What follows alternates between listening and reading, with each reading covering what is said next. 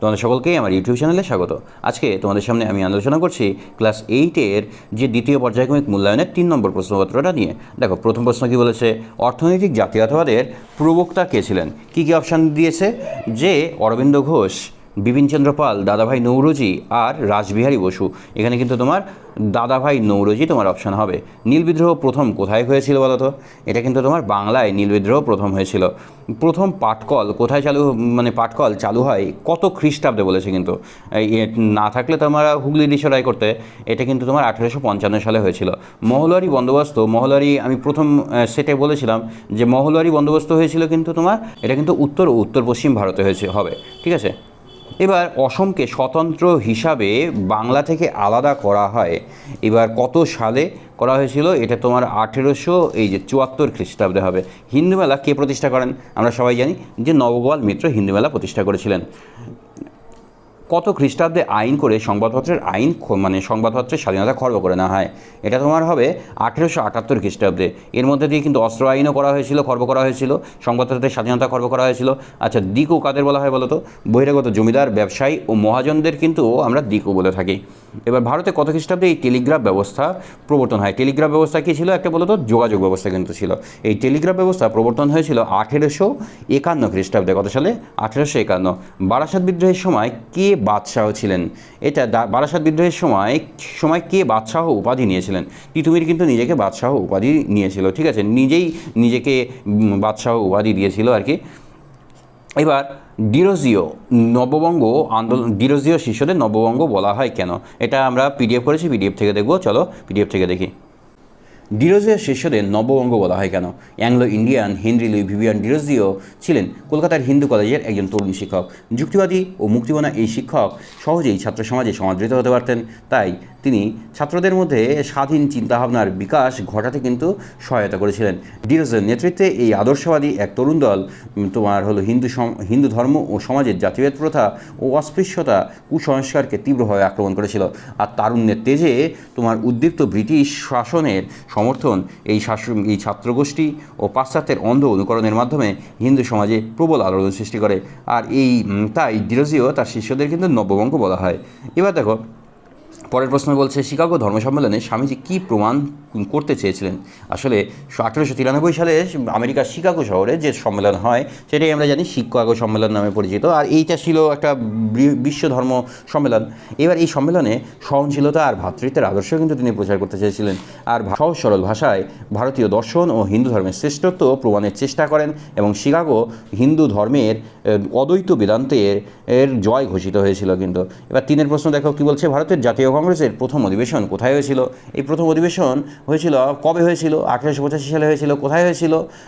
এটা কিন্তু বোম্বাইতে অনুষ্ঠিত হয়েছিল, ঠিক আছে। আর নারী শিক্ষা প্রসারে বিদ্যাসাগরের আমরা ভূমিকাগুলো এবার দেখব। নারী শিক্ষা প্রসারে ঈশ্বরচন্দ্র বিদ্যাসাগরের অবদান। নারী শিক্ষা প্রসারে ঈশ্বরচন্দ্র বিদ্যাসাগর বিভিন্ন পদক্ষেপ গ্রহণ করে। এবার মেয়েরা যাতে শিক্ষার আলোয় আসতে পারে সেই জন্য তিনি বেথুন সাহেবের সঙ্গে যৌথভাবে উদ্যোগ গ্রহণ করে এবং কলকাতায় মেয়েদের জন্য বেথুন স্কুল তৈরি করেন। তিনি বাংলায় বিভিন্ন জায়গায় কিন্তু মেয়েদের জন্য স্কুল তৈরি করেছিলেন এবং নিজ খরচে কিন্তু তিনি 35টা বালিকা বিদ্যালয় স্থাপনা করেছিলেন, এবং সেখানে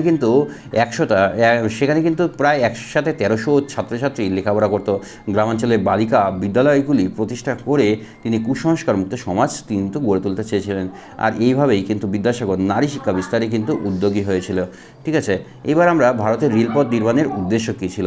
ভারতের রেলপথ নির্মাণের উদ্দেশ্য ছিল, ভারতের রেলপথ বানানোর পেছনে ব্রিটিশদের অনেক উদ্দেশ্য ছিল। এবার লর্ড ডালহৌসি কেন করেছিল? লর্ড ডালহৌসি আসলে ভারতের রেলপথের জনক। লর্ড ডালহৌসি রেলপথ নির্মাণের প্রয়োজনীয়তা তুলে ধরেছিলেন। কী প্রয়োজনীয়তা দেখো, ভারতের বিভিন্ন জায়গায় প্রয়োজনে দ্রুত সেনাবাহিনী পাঠানো, তারপরে ভারতের বলতে পারো যে বিভিন্ন অঞ্চলে বন্দরগুলি সংযোগ মাধ্যম হিসাবে মালপত্র আদান প্রদান বৃদ্ধি, তারপরে অর্থনৈতিক উদ্দেশ্যও ছিল, রাজনৈতিক উদ্দেশ্যও ছিল। অর্থনৈতিক উদ্দেশ্যের মধ্যে দেখো যে শিল্প বিপ্লবের ফলে জিনিস দ্রুত বাজারে পৌঁছে দেওয়া, তারপরে ভারতে উৎপাদিত কাঁচামাল সহজেই বন্দর পর্যন্ত নিয়ে আসা। তারপরে রাজনৈতিক উদ্দেশ্যের বলতে পারে যে বৃহৎ সাম্রাজ্যের সর্বত্র নিয়ন্ত্রণ রাখা খুব কঠিন, এই কারণে কিন্তু তোমার যোগাযোগ বৃদ্ধির জন্যই কিন্তু তোমার রেলপথ স্থাপনা করা হয়েছে।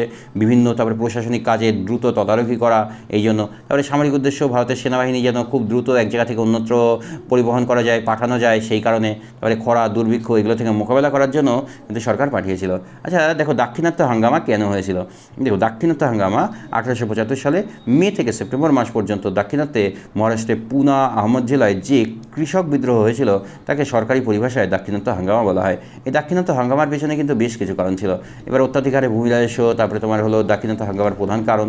তারপরে তোমার বলতে পারো রায়তারি ব্যবস্থায় কৃষকদের তোমার অত্যাধিক করের বোঝা, তুলার মূল্য হ্রাস, এবার তুলার মূল্য কমে যায়, এবার সেই কারণেও কিন্তু সমস্যা হয়। ঐতিহাসিক এল নটরাজন বলেছেন যে দাক্ষিণাত্যে কৃষক বিদ্রোহের অন্যতম প্রধান কারণ ছিল তুলোর মূল্য হ্রাস পাওয়া।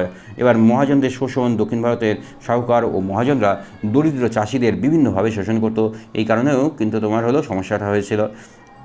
এবার তারপরের কোশ্চেন দেখো কী বলছে, বিপ্লবাদী কার্যকলাপের পটভূমি কীভাবে তৈরি হয়েছিল আর কোন বিপ্লবীদের অনেক উদ্যোগী তোমার ব্যর্থ হয়েছিল? আচ্ছা দেখো, এই বিপ্লববাদী কার্যকলাপের পটভূমি তোমরা দেবে। এবার তারপরে স্বদেশী আন্দোলনের ব্যর্থতা, এই স্বদেশী আন্দোলনের ব্যর্থতা দিয়ে এই পয়েন্টটা দেবে। এটা 5 কোশ্চেন, সেই কারণেই আমি আলোচনা করছি না, তবে রেডি করে রেখেছি। এবার তৎকালীন সংবাদপত্রের প্রচার, তারপরে তোমার হলো আন্তর্জাতিক ঘটনাবলীর প্রভাব, এগুলো সমস্ত কিছু, সাংগঠনিক দুর্বলতা, এগুলো সব সুন্দর করে পয়েন্ট করে কিন্তু তোমরা লিখবে। আর ভিডিওটা কিন্তু পজ করে নিয়ে তোমরা কিন্তু অবশ্যই তোমরা করবে। এবার কর্মসূচি, বিভিন্ন সমন্বয়ের অভাব, তারপরে সরকারি দমননীতি, এগুলো এই কারণেই কিন্তু তোমার বিপ্লববাদের পটভূমি তৈরি হয়েছিল। আচ্ছা, 1857 সালে সিপাহী বিদ্রোহের কারণ কি? দেখো, 1857 সালে একটা গুজব রটেছিল, এই গুজবটা এনফিল্ড রাইফেলের টোটা, আর এই কেন্দ্র করেই সিপাহী বিদ্রোহের সূত্রপাত হয়। এবার লর্ড ক্যানিং ইংরেজ ইস্ট ইন্ডিয়া কোম্পানির বিরুদ্ধে সিপাহীরা বিদ্রোহ করে, যা সিপাহী বিদ্রোহ নামে পরিচিত। আর সিপাহী বিদ্রোহে কিন্তু প্রচুর মানুষ যোগদান করেছিল, শুধু কিন্তু সিপাহীরাই নয়। এবার এর পেছনে বহু কারণ ছিল। কোম্পানির সাম্রাজ্যবাদী নীতি ছিল, তারপরে তোমার হলো সামাজিক বৈষম্য ছিল, কোম্পানির ভূমি রাজস্ব নীতি, তারপরে এনফিল্ড রাইফেলের ব্যবহার। এই এনফিল্ড রাইফেলের ব্যবহার কিন্তু প্রত্যক্ষ কারণ ছিল, ঠিক আছে। কোম্পানির শাসনের অবসান, তারপরে মহারানীর ঘোষণা, এগুলো কিন্তু সিপাহী বিদ্রোহের অন্যতম প্রধান কারণ।